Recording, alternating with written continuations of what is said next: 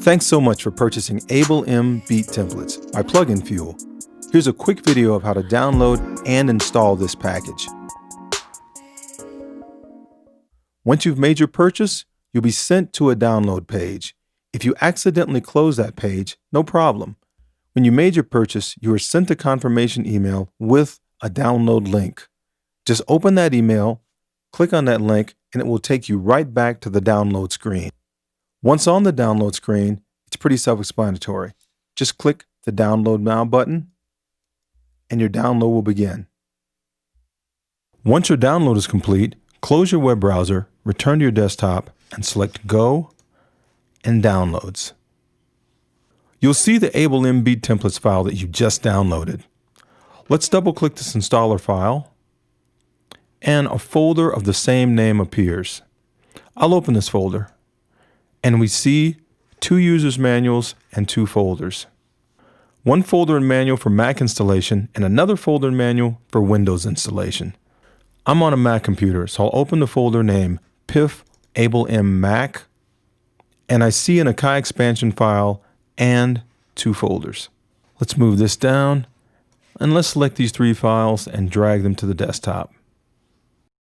Let's close our downloads window. And we'll click here to deselect these. Okay, let's install our MPC expansion file first. Let's move down here and let's open Akai MPC Beats. And once it loads, I'll click Empty Project and we'll move it down just a little bit so we can see our folders. Next, I'll drag and drop my expansion file right into the center of this grid. I'm now prompted to import this file, so I'll click Import, and we see our new expansion installed right up here. Let's close Akai MPC Beats, and let's trash this expansion file since we've already installed it. Next, let's go to Go, our Go menu, go to Documents, MPC Beats, and plugin data. I'll open our plugin data folder up here. Let's move it over. And let's select the contents of our plugin data folder on our desktop and drag them into the folder of the same name. Good. Let's close these 2 windows. And since this folder is now empty, I'll move it to the trash. Okay, last but not least, we have our PluginFuel Ableton Beat Templates folder. This folder contains the Ableton Live session files. Let's open Ableton Live. Ableton Live is open, so let's drag it down just a little bit so we can see our folder.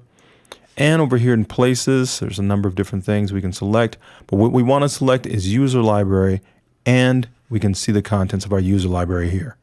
Now let's drag and drop our PluginFuel Ableton Beat Templates folder right into this pane. That's it. Okay. Let's move this to the trash. And let's move this back to the top. We can now open our PluginFuel Ableton Beat Templates folder and we see our templates. To start a new session, select the template you want, be it AU or VST. Let's do AU. And we'll click on this triangle right here, and we see our ALS file. Double-click the ALS file, and our template is loaded. I can confirm that because I see the template name here, and if I single-click in our MPC Beats AU, and then click on the wrench in the plugin folder, MPC Beats loads, and I see the same name in the MPC Beats project file that's loaded. And that's it. We've installed Ableton Beat Templates.